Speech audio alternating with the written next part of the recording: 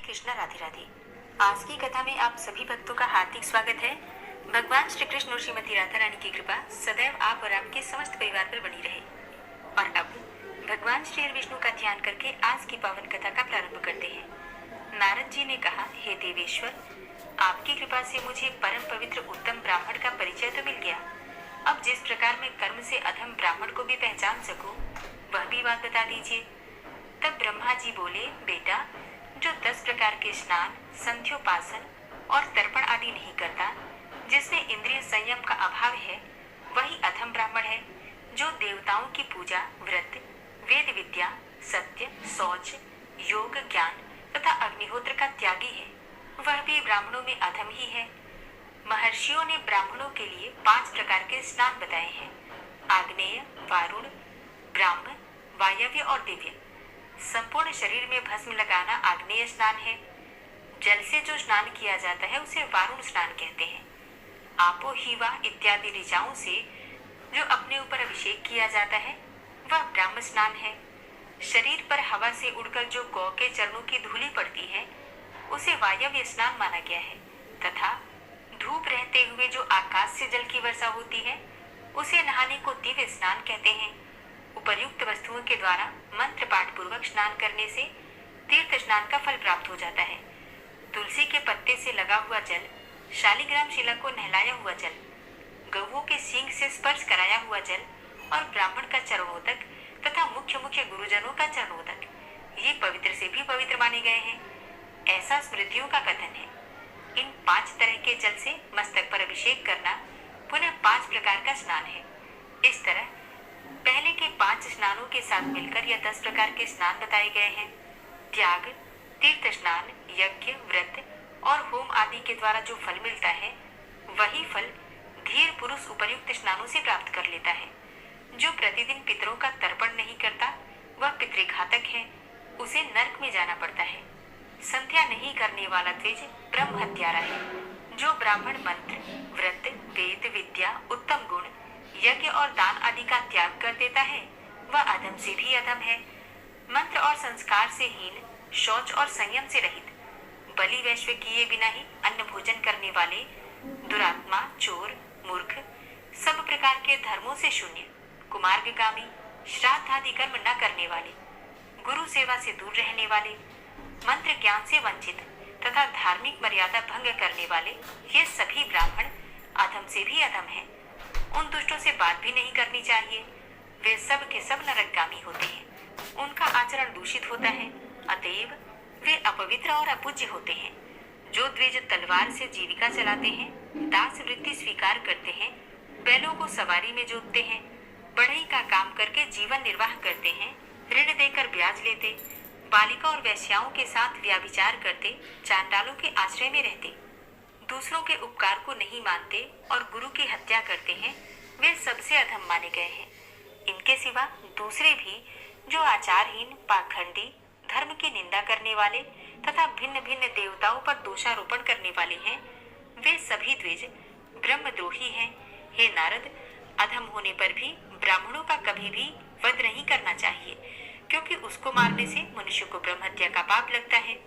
तब नारद जी ने पूछा, संपूर्ण लोकों के पितामह, यदि ब्राह्मण ऐसे ऐसे दुष्कर्म करने के पश्चात फिर पुण्य का अनुष्ठान करें तो वह किस गति को प्राप्त होता है? ब्रह्मा जी ने कहा, हे वत्स, जो सारे पाप करने के पश्चात भी इंद्रियों को वश में कर लेता है वह उन पापों से छुटकारा पा जाता है तथा पुनः ब्राह्मणत्व प्राप्त करने के योग्य बन जाता है। इस विषय में एक प्राचीन कथा है, सुनो, जो बड़ी सुंदर और विचित्र है। पूर्व काल में किसी ब्राह्मण का एक नौजवान पुत्र था। उसने जवानी की उमंग में मोह के वशीभूत होकर एक बार चांडाली के साथ समागम किया। चांडाली के गर्भ से उसने अनेकों पुत्र और कन्याएं उत्पन्न की तथा अपना कुटुंब छोड़कर वह चिरकाल तक उसी के घर में रहा। किंतु घृणा के कारण न तो वह दूसरा कोई अभक्ष्य पदार्थ खाता और न कभी शराब ही पीता था। चांडाली उससे सदा ही कहा करती थी कि ये सब चीजें खाओ और शराब भी पियो, किंतु वह उसे यही उत्तर देता, प्रिय, तुझे ऐसी गंदी बात नहीं कहनी चाहिए। शराब का तो नाम सुनने मात्र से मुझे औकाई आती है। एक दिन की बात है, वह थका मांदा होने के कारण दिन में भी घर पर ही सो रहा था। चांडाली ने शराब उठाई और हंसकर उसके मुंह में डाल दी। मदिरा की बूंद पड़ते ही उस ब्राह्मण के मुंह से अग्नि प्रज्वलित हो उठी। उसकी ज्वाला ने फैलकर कुटुंब सहित उस चांडाली को जलाकर भस्म कर दिया तथा उसके घर को भी फूंक डाला। उस समय वह ब्राह्मण हाय हाय करके उठा और बिलख बिलख कर रोने लगा। विलाप के बाद उसने पूछना आरंभ किया, कहां से आग प्रकट हुई और कैसे मेरा घर जला?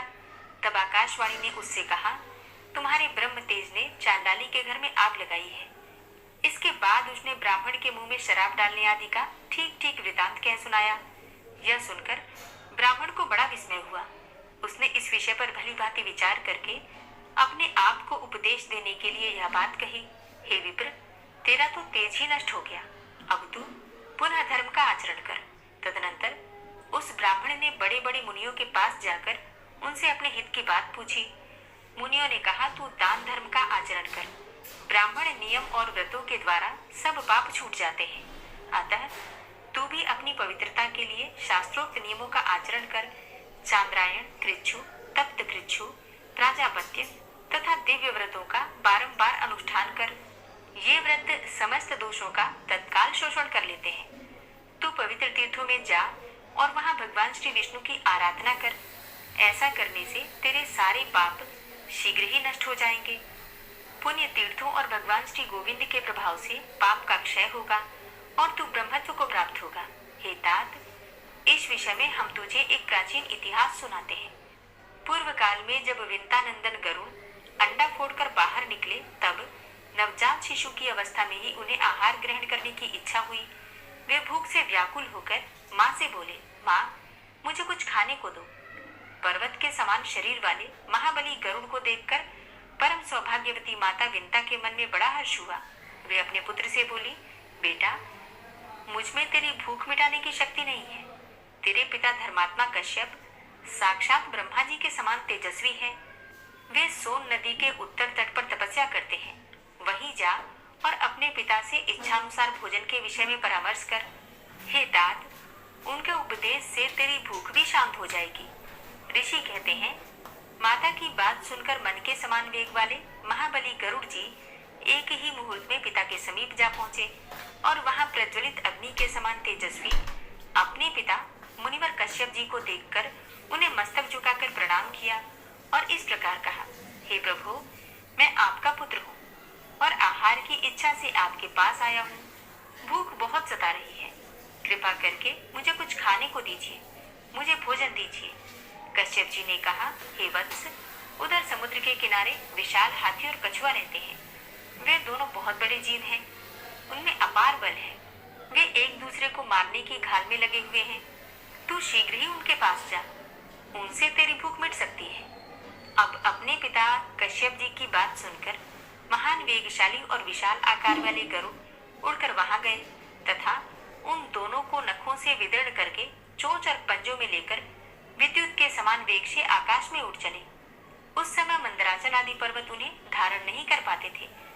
तब वे वायु वेग से 2 लाख योजन आगे जाकर एक जामुन के वृक्ष की बहुत बड़ी शाखा पर बैठे। उनके पंजा रखते ही वह शाखा सहसा टूट पड़ी। उसे गिरते देखकर महाबली पक्षीराज गरुड़ ने गौ और ब्राह्मणों के वध के भय से तुरंत पकड़ लिया। फिर बड़े वेग से आकाश में उड़ने लगे।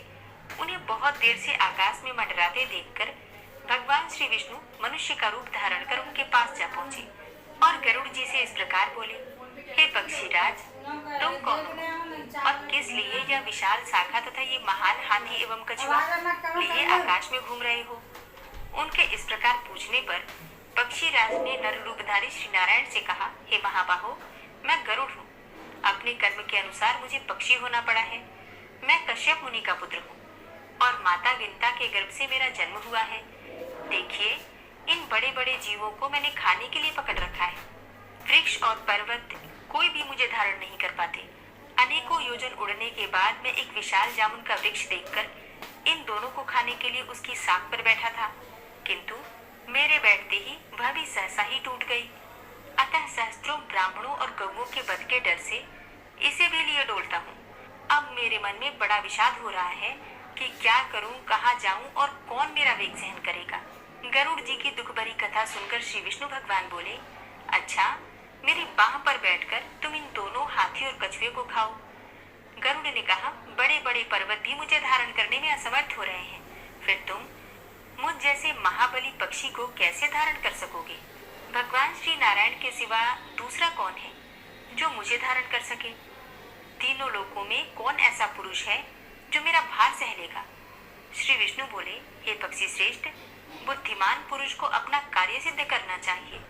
अतः इस समय तुम अपना काम करो और कार्य हो जाने पर निश्चय ही मुझे भी जान लोगे। गरुड़ ने उन्हें महान शक्ति संपन्न देखकर मन ही मन कुछ विचार किया, फिर एवमस्तु कहकर वे उनकी विशाल भुजा पर जा बैठे। गरुड़ के वेग पूर्वक बैठने पर भी उनकी भुजा नहीं कांपी। वहां बैठकर गरुड़ ने उस शाखा को तो पर्वत के शिखर पर डाल दिया और हाथी तथा कछुए को भक्षण किया। तत्पश्चात वे श्री विष्णु से बोले, तुम कौन हो? इस समय तुम्हारा कौन सा प्रिय कार्य करूं? भगवान श्री विष्णु ने कहा, मुझे नारायण समझो, मैं तुम्हारा प्रिय कार्य करने के लिए यहाँ आया हूँ। यह कहकर भगवान ने उन्हें विश्वास दिलाने के लिए अपना रूप दिखाया। मेघ के समान श्याम विग्रह पर पीतांबर शोभा पा रहा था। चार भुजाओं के कारण उनकी झांकी बड़ी मनोरम जान पड़ती थी। हाथों में शंख, चक्र, गदा और पद्म धारण किए सर्वदेवेश्वर श्रीहरि का दर्शन करके गरुड़ ने उन्हें प्रणाम किया और कहा, हे पुरुषोत्तम, बताइए मैं आपका कौन सा प्रिय कार्य करूं?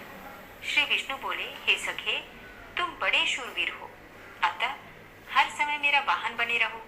यह सुनकर पक्षियों में श्रेष्ठ गरुड़ ने भगवान से कहा, हे देवेश्वर, आपका दर्शन करके मैं धन्य हुआ, मेरा जन्म सफल हुआ।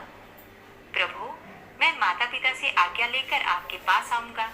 तब भगवान ने प्रसन्न होकर कहा, पक्षीराज, तुम अजर अमर बने रहो, किसी भी प्राणी से तुम्हारा वध न हो, तुम्हारा कर्म और तेज मेरे समान हो, सर्वत्र तुम्हारी गति हो, निश्चय ही तुम्हें सब प्रकार के सुख प्राप्त हो, तुम्हारे मन में जो जो इच्छा हो सब पूर्ण हो जाए, तुम्हें अपनी रुचि के अनुकूल यथेष्ट आहार बिना किसी कष्ट के प्राप्त होता रहेगा, तुम शीघ्र ही अपनी माता को कष्ट से मुक्त करोगे। ऐसा कहकर भगवान श्री विष्णु तत्काल अंतर्ध्यान हो गए। गरुड़ ने भी अपने पिता के पास जाकर सारा वृतांत कह सुनाया।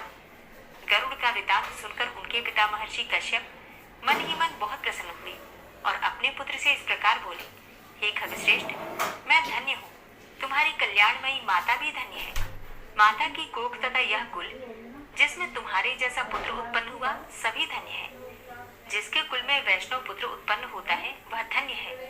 वह वैष्णव पुत्र पुरुषों में श्रेष्ठ है तथा अपने कुल का उद्धार करके श्री विष्णु का सायुज्य प्राप्त करता है। जो प्रतिदिन श्री विष्णु की पूजा करता, श्री विष्णु का ध्यान करता, उन्हीं के यश को गाता, सदा उन्हीं के मंत्रों को जपता, श्री विष्णु के ही स्तोत्र का पाठ करता, उनका प्रसाद पाता और एकादशी के दिन उपवास करता है, वह सब पाप का क्षय हो जाने से निस्संदेह मुक्त हो जाता है। जिसके हृदय में सदा ही श्री गोविंद विराजते हैं वह नर श्रेष्ठ विष्णु लोक में प्रतिष्ठित होता है। जल में, पवित्र स्थान में, उत्तम पद पर, गौ में, ब्राह्मण में, स्वर्ग में, ब्रह्मा जी के भवन में तथा पवित्र पुरुष के घर में सदा ही भगवान श्री विष्णु विराजमान रहते हैं। इन सब स्थानों में जो भगवान का जप और चिंतन करता है वह अपने पुण्य के द्वारा पुरुषों में श्रेष्ठ होता है और सब पाप का क्षय हो जाने से भगवान श्री विष्णु का किंकर होता है। जो भगवान श्री विष्णु का सारूप्य प्राप्त कर ले वही मानव संसार में धन्य है। बड़े बड़े देवता जिनकी पूजा करते हैं, जो इस जगत के स्वामी, नित्य, अच्युत और अविनाशी हैं, वे भगवान श्री विष्णु जिसके ऊपर प्रसन्न हो जाएं, वही पुरुषों में श्रेष्ठ है। नाना प्रकार की तपस्या तथा भांति भांति के धर्म और यज्ञों का अनुष्ठान करके भी देवता लोग भगवान श्री विष्णु को नहीं पाते, किंतु तुमने उन्हें प्राप्त कर लिया, इसलिए तुम धन्य हो। तुम्हारी माता सौत के द्वारा घोर संकट में डाली गई है, उसे छुड़ाओ और माता के दुख का प्रतिकार करके देवेश्वर भगवान श्री विष्णु के पास जाना। इस प्रकार श्री विष्णु से महान वरदान पाकर और पिता की आज्ञा लेकर गरुड़ अपनी माता के पास गए और हर्षपूर्वक उन्हें प्रणाम करके सामने खड़े होकर उन्होंने पूछा, माँ बताओ, मैं तुम्हारा कौन सा प्रिय कार्य करूं? कार्य करके मैं भगवान विष्णु के पास जाऊंगा। यह सुनकर सती विनता ने गरुड़ से कहा, बेटा, मुझ पर महान दुख आ पड़ा है, तुम उसका निवारण करो। बहिन कद्रू मेरी सौत है। पूर्व काल में उसने मुझे एक बात में अन्यायपूर्वक हराकर दासी बना लिया। अब मैं उसकी दासी हो चुकी हूँ। तुम्हारे सिवा कौन मुझे इस दुख से छुटकारा दिलाएगा? हे कुलनंदन, जिस समय मैं उसे मुहमांगी वस्तु दे दूंगी, उसी समय दासी भाव से मेरी मुक्ति हो सकती है। गरुड़ ने कहा, माँ, शीघ्र ही उसके पास जाकर पूछो वह क्या चाहती है। मैं तुम्हारे कष्ट का निवारण करूंगा। तब दुखिनी विंता ने कद्रु से कहा, कल्याणी, तुम अपनी अभीष्ट वस्तु बताओ जिसे देकर मैं इस कष्ट से छुटकारा पा सकूं। यह सुनकर उस दुष्टा ने कहा, मुझे अमृत ला कर दो। अब उसकी बात सुनकर विंता धीरे धीरे लौटी और बेटे से दुखी होकर बोली, हे तात, वह तो अमृत मांग रही है, अब तुम क्या करोगे? गरुड़ ने कहा, माँ, तुम उदास न हो, मैं अमृत ले आऊंगा। यो कहकर मन के समान वेगवान पक्षी गरुड़ सागर से जल लेकर आकाश मार्ग से चले। उनके पंखों की हवा से बहुत सी धूल भी उनके साथ साथ उड़ती गई। वह धूल राशि उनका साथ न छोड़ सकी। गंतव्य स्थान पर पहुंचकर गरुड़ ने अपनी चोंच में रखे हुए जल से वहां के अग्निमय प्राकार अर्थात परकोटे को बुझा दिया तथा अमृत की रक्षा के लिए जो देवता नियुक्त थे उनकी आंखों में पूर्वोक्त धूल भर गई, जिससे वे गरुड़ जी को देख ही नहीं पाते थे। बलवान गरुड़ ने रक्षकों को मार गिराया और अमृत लेकर वहां से चल दिए। पक्षी को अमृत लेकर जाते देखकर ऐरावत पर चढ़े हुए इंद्र ने कहा, अहो, पक्षी का रूप धारण करने वाले तुम कौन हो जो बलपूर्वक अमृत को लिए जाते हो? संपूर्ण देवताओं का अप्रिय करके यहाँ से जीवित कैसे जा सकते हो? गरुड़ ने कहा, हे देवराज, मैं तुम्हारा अमृत लिए जाता हूँ, तुम अपना पराक्रम दिखाओ। यह सुनकर महाबाहु इंद्र ने गरुड़ पर तीखे बाणों की वर्षा आरंभ कर दी, मानो मेरुगिरी के शिखर पर मेघ जल की धाराएं बरसा रहा हो। गरुड़ ने अपने वज्र के समान तीखे नखों से ऐरावत हाथी को विदीर्ण कर डाला तथा मातली सहित रथ और चक्कों को हानि पहुंचाकर अग्रगामी देवताओं को भी घायल कर दिया। तब इंद्र ने कुपित होकर उसके ऊपर वज्र का प्रहार किया। वज्र की चोट खाकर भी महापक्षी गरुड़ विचलित नहीं हुए, वे बड़े वेग से भूतल की ओर चले। तब इंद्र ने सब देवताओं के आगे स्थित होकर कहा, हे निष्पाप गरुड़, यदि तुम इस समय नाग माता को अमृत दे दोगे तो सारे सांप तो अमर हो जाएंगे। अतः यदि तुम्हारी सहमति हो तो मैं इस अमृत को वहां से हर लाऊंगा। गरुड़ बोले, मेरी साध्वी माता विंता दासी भाव के कारण बहुत दुखी है। जिस समय वह दासीपन से मुक्त हो जाए और सब लोग इस बात को जान ले, उस समय तुम अमृत को हर ले आना। यो कहकर महाबली गरुड़ माता के पास जाकर इस प्रकार बोले, माँ, मैं अमृत ले आया हूँ, तुम इसे नागमाता को दे दो। अमृत सहित पुत्र को आया देखकर विंता का हृदय हर्ष से खिल उठा। उसने कद्रु को बुलाकर अमृत दे दिया और स्वयं दासी भाव से मुक्त हो गई। इसी बीच में इंद्र ने सहसा पहुंचकर अमृत का घड़ा चुरा लिया और वहां विष का पात्र रख दिया। उन्हें ऐसा करते हुए कोई देख न सका। कद्रु का मन बहुत प्रसन्न था। उसने पुत्रों को वेग पूर्वक बुलाया और उनके मुख में अमृत जैसा दिखाई देने वाला विष दे दिया। अब नाग माता ने पुत्रों से कहा, तुम्हारे कुल में होने वाले सभी सर्पों के मुख में ये अमृत की बूंदें नित्य निरंतर उत्पन्न होती रहे तथा तुम लोग इनसे सदा संतुष्ट रहो। इसके बाद गरुड़ अपने पिता माता से वार्तालाप करके देवताओं की पूजा करके अविनाशी भगवान श्री विष्णु के पास चले गए। जो गरुड़ के इस उत्तम चरित्र का पाठ या श्रवण करता है वह सब पापों से मुक्त होकर देवलोक में प्रतिष्ठित होता है। ब्रह्मा जी कहते हैं कि ऋषियों के मुख से यह उपदेश और गरुड़ का प्रसंग सुनकर वह पतित ब्राह्मण नाना प्रकार के पुण्य कर्मों का अनुष्ठान करके पुनः ब्राह्मणत्व को प्राप्त हुआ और तीव्र तपस्या करके स्वर्गलोक में चला गया। सदाचारी मनुष्य का पाप प्रतिदिन क्षीण होता है और दुराचारी का पुण्य सदा नष्ट होता रहता है। अनाचार से पतित हुआ ब्राह्मण भी यदि फिर सदाचार का सेवन करे तो वह देवत्व को प्राप्त होता है। अतः द्विज प्राणों के कंठगत होने पर भी सदाचार का त्याग नहीं करते। हे नारद, तुम भी मन, वाणी, शरीर और क्रिया द्वारा सदाचार का पालन करो। हरे कृष्णा। आज की कथा का यहीं पर समापन करती हूँ। उम्मीद करती हूँ आज की कथा आपको जरूर पसंद आई होगी। और अब आप सुनेंगे श्री नारायण कवच, जिसके सुनने मात्र से भगवान श्री विष्णु की असीम कृपा आपको प्राप्त होगी। श्री नारायण कवच। भगवान श्री हरि गरुड़ जी की पीठ पर अपने चरण कमल रखे हुए हैं। अणिमा आदि 8 सिद्धियां उनकी सेवा कर रही हैं और 8 हाथों में शंख, चक्र, ढाल, तलवार, गदा, बाण, धनुष और पाश अर्थात फंदा धारण किए हुए हैं। वे ही ओंकार स्वरूप प्रभु सब प्रकार से सब ओर से मेरी रक्षा करें। मत्स्य मूर्ति भगवान जल के भीतर जल तंतुओं से और वरुण के पास से मेरी रक्षा करें।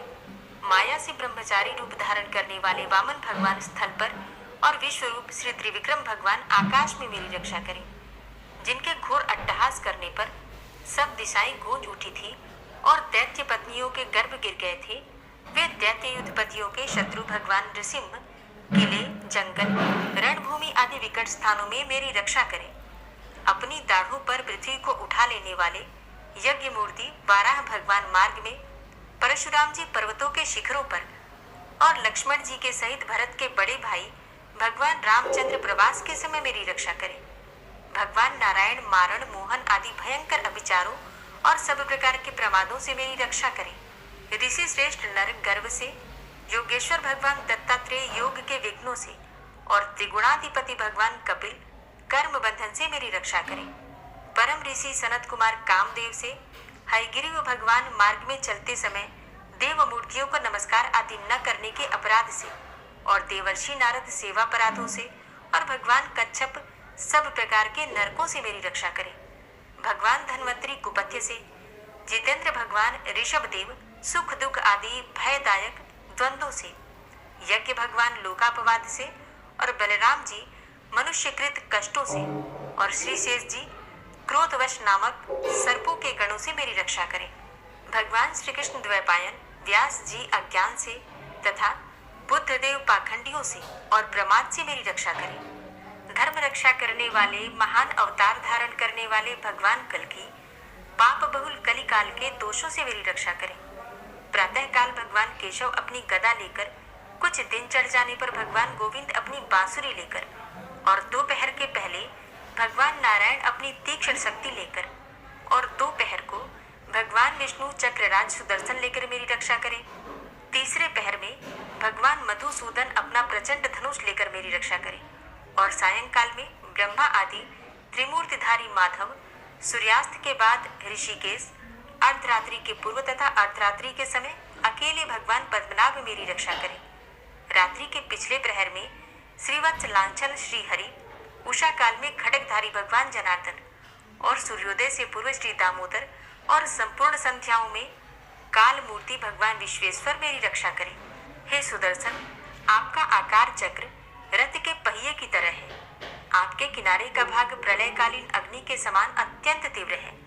आप भगवान की प्रेरणा से सबोर घूमते रहते हैं। जैसे आग वायु की सहायता से सूखे घास फूस जला डालती है, वैसे ही आप हमारी शत्रु सेना को शीघ्र से जला दीजिए। हे कौमुद की गदा, आपसे छूटने वाली चिंगारियों का स्पर्श वज्र के समान असह्य है। आप भगवान अजित की प्रिया हैं और मैं उनका सेवक हूँ। इसलिए आप कुष्मांड, विनायक, यक्ष, राक्षस, भूत और प्रेत आदि ग्रहों को अभी कुचल डालिए तथा मेरे शत्रुओं को चूर चूर कर दीजिए। हे शंख श्रेष्ठ, आप भगवान श्री कृष्ण के फूंकने से भयंकर शब्द करके मेरे शत्रुओं का दिल दहला दीजिए एवं यातुधान, प्रमथ, प्रेत, मातृका, पिशाच तथा ब्रह्म राक्षस आदि भयावने प्राणियों को यहाँ से तुरंत भगा दीजिए। भगवान की श्रेष्ठ तलवार, आपकी धार बहुत तीक्ष्ण है। आप भगवान की प्रेरणा से मेरे शत्रुओं को छिन्न भिन्न कर दीजिए।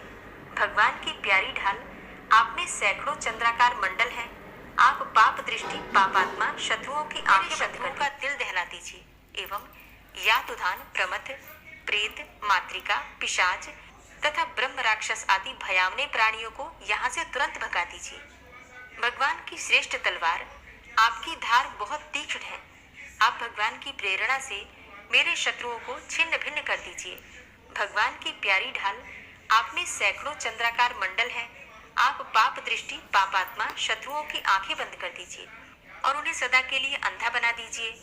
सूर्य आदि ग्रह, धूमकेतु, पुच्छल तारे आदि केतु, दुष्ट मनुष्य, सर्प आदि रेंगने वाले जंतु, दाढ़ों वाले हिंसक पशु, भूत प्रेत आदि तथा पापी प्राणियों से हमें जो भय हो और जो हमारे मंगल के विरोधी हो, वे सभी भगवान के नाम, रूप तथा आयुधों का कीर्तन करने से तत्काल नष्ट हो जाए। बृहद, रथंतर आदि सामवेदीय स्तोत्रों से जिनकी स्तुति की जाती है, वे वेद मूर्ति भगवान गरुड़ और विश्वक्सेन जी अपने नामोच्चारण के प्रभाव से हमें सब प्रकार की विपत्तियों से बचाएं। श्री हरि के नाम, रूप, वाहन, आयुध तथा श्रेष्ठ पार्षद हमारी बुद्धि, इंद्रिय, मन और प्राणों को सब प्रकार की आपत्तियों से बचाएं। जितना भी कार्य अथवा कारण रूप जगत है, वह वास्तव में भगवान ही है। इस सत्य के प्रभाव से हमारे सारे उपद्रव नष्ट हो जाएं। जो लोग ब्रह्म और आत्मा की एकता का अनुभव कर चुके हैं, उनकी दृष्टि में भगवान का स्वरूप, वाहन, आयुध तथा श्रेष्ठ पार्षद हमारी बुद्धि, इंद्रिय, मन और प्राणों को सब प्रकार की आपत्तियों से बचाएं। जितना भी कार्य अथवा कारण रूप जगत है, वह वास्तव में भगवान ही है। इस सत्य के प्रभाव से हमारे सारे उपद्रव नष्ट हो जाएं। जो लोग ब्रह्म और आत्मा की एकता का अनुभव कर चुके हैं, उनकी दृष्टि में भगवान का स्वरूप समस्त विकल्पों से रहित है, भेदों से रहित है। फिर भी वे अपनी माया शक्ति के द्वारा भूषण, आयुध और रूप नामक शक्तियों को धारण करते हैं। यह बात निश्चित रूप से सत्य है। इस कारण सर्वज्ञ, सर्वव्यापक भगवान श्री हरि सदा सर्वत्र सब स्वरूपों से हमारी रक्षा करें। जो अपने भयंकर अट्टहास से सब लोगों के भय को भगा देते हैं और अपने तेज से सबका तेज ग्रस लेते हैं, वे भगवान नृसिंह दिशा विदिशा में, नीचे ऊपर बाहर भीतर सब ओर से हमारी रक्षा करें। हे देवराज इंद्र, मैंने तुम्हें यह नारायण कवच सुना दिया है। इस कवच से तुम अपने को सुरक्षित कर लो। बस फिर तुम अनायास ही सब दैत्य युद्धपतियों को जीत कर लोगे। इस नारायण कवच को धारण करने वाला पुरुष जिसको भी अपने नेत्रों से देख लेता है अथवा पैर से छू देता है, तत्काल समस्त भयों से वो मुक्त हो जाता है। जो इस वैष्णवी विद्या को धारण कर लेता है, उसे राजा, डाकू, प्रेत, पिशाच आदि और बाघ आदि हिंसक जीवों से कभी किसी प्रकार का भय नहीं होता। हे देवराज, प्राचीन काल की बात है, एक कौशिक गोत्री ब्राह्मण ने इस विद्या को धारण करके योग धारणा से अपना शरीर मरुभूमि में त्याग दिया। अब जहां उस ब्राह्मण का शरीर पड़ा था, उसके ऊपर से एक दिन गंधर्वराज चित्ररथ अपनी स्त्रियों के साथ विमान पर बैठकर निकले। वहां आते ही वे नीचे की ओर सिर किए विमान सहित आकाश से पृथ्वी पर गिर पड़े। इस घटना से उनके आश्चर्य की सीमा न रही जब उन्हें बालखिल्य मुनियों ने बतलाया कि यह नारायण कवच धारण करने का प्रभाव है। तब उन्होंने उस ब्राह्मण देव की हड्डियों को ले जाकर पूर्ववाहिनी सरस्वती नदी में प्रवाहित कर दिया और फिर स्नान करके वे अपने लोक को चले गए। श्री सुखदेव जी कहते हैं, हे परीक्षित, जो पुरुष इस नारायण कवच को समय पर सुनता है और जो आदर पूर्वक इसे धारण करता है, उसके सामने सभी प्राणी आदर से झुक जाते हैं और वह सब प्रकार के भयों से मुक्त हो जाता है। हे परीक्षित, शतक्रतु इंद्र ने आचार्य विश्वरूप जी से यह वैष्णवी विद्या प्राप्त करके रणभूमि में असुरों को जीत लिया और वे त्रैलोक्य लक्ष्मी का उपभोग करने लगे। श्री नारायण कवच संपूर्ण हुआ। श्री राधा कृपा कटाक्ष स्तोत्र। मुनीन्द्र वृंद वंदिते त्रिलोक शोक हारिणी प्रसन्न वक्त्र पंकजे निकुंज भूविलासिनी व्रजेन्द्र भानु नंदिनी व्रजेन्द्र सूनु संगते कदा करिष्यसि मां कृपा कटाक्ष भाजनम्। अशोक वृक्ष वल्लरी वितान मंडप स्थिते प्रवाल बाल पल्लव प्रभावत्र पंकजे निकुंज भूविलासिनी व्रजेन्द्र भानु नंदिनी व्रजेन्द्र सूनु संगते कदा करिष्यसि मां कृपा कटाक्ष भाजनम्। अशोक वृक्ष वल्लरी वितान मंडप स्थिते प्रवाल बाल पल्लव प्रभारुणाद्रि कोमले वराभय स्फुरत्करे प्रभूत संपदालये कदा करिष्यसि मां कृपा कटाक्ष भाजनम्। अनंगरंग मंगलम प्रसंग भंगुरं भ्रुवां सविभ्रमं ससंभ्रमं दृगन्त बाणपातने निरन्तरं वशीकृत प्रतीत नन्दनन्दने कदा करिष्यसि मां कृपा कटाक्ष भाजनम्।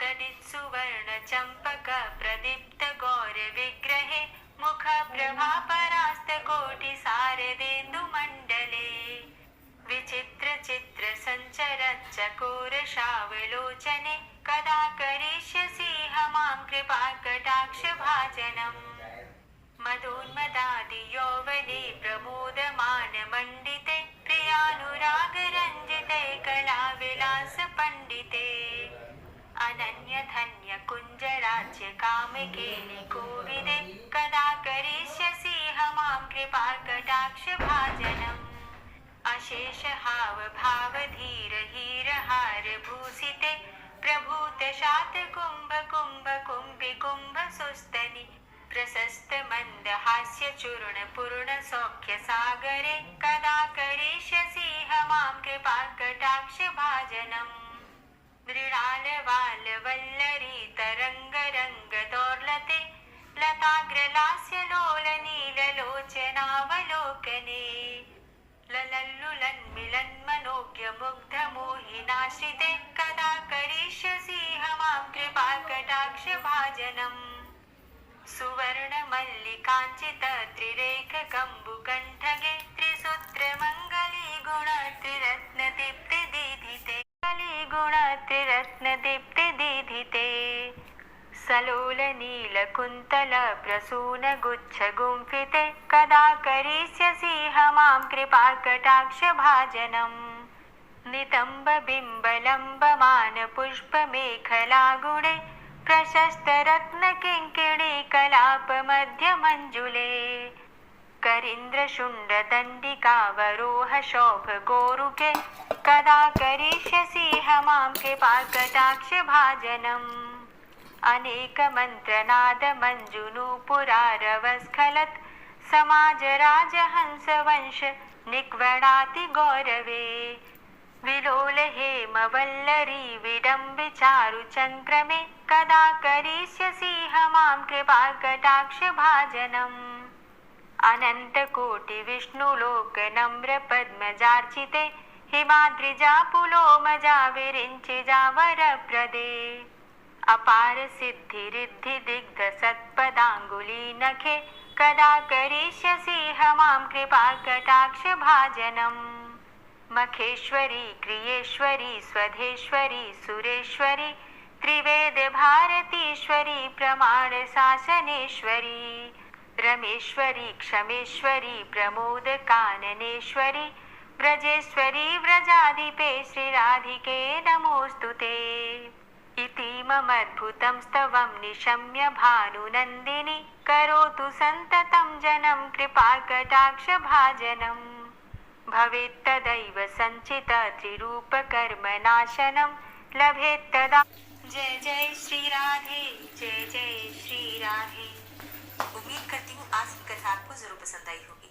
तो अगर कथा पसंद आती है तो वीडियो को लाइक किया कीजिए और अगर संभव हो तो वीडियो को ज़्यादा से ज़्यादा शेयर कीजिए। और अगर आप इस चैनल पर पहली बार आए हैं, अभी तक आपने इस चैनल को सब्सक्राइब नहीं किया है, तो आज की वीडियो अगर आपको अच्छी लगे तो चैनल को सब्सक्राइब करके बेल आइकन को जरूर प्रेस कर लीजिए। इससे ये होगा कि इस चैनल पर जो नई वीडियो अपलोड होंगी उनकी नोटिफिकेशन आपको सही समय पर प्राप्त होगी। मिलते हैं आपसे अगली वीडियो में, तब तक के लिए जय श्री राधे।